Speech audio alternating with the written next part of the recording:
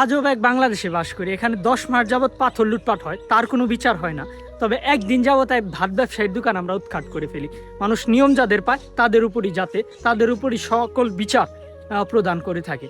So দেখেন, এই যে 10 মাস যাবৎ যে পাথর লুটপাট করতেছিল, এর উপর কিন্তু কোনো বিচার প্রয়োগ হয় নাই।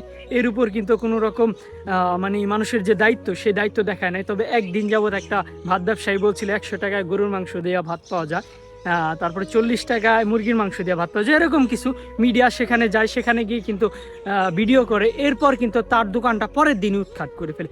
পরের দিনই কিন্তু বিচার পেয়ে যায় মানুষ। কিন্তু যেখানে সাদা পাথর এতদিন যাবৎ 10 মাস, তাও একটা সিলেটের ভ্রমণের সেরা একটা জায়গা, এই জায়গায় প্রতিনিয়ত কিন্তু লুটপাট হয়েছে, কিন্তু এর কোনো বিচার হয়নি।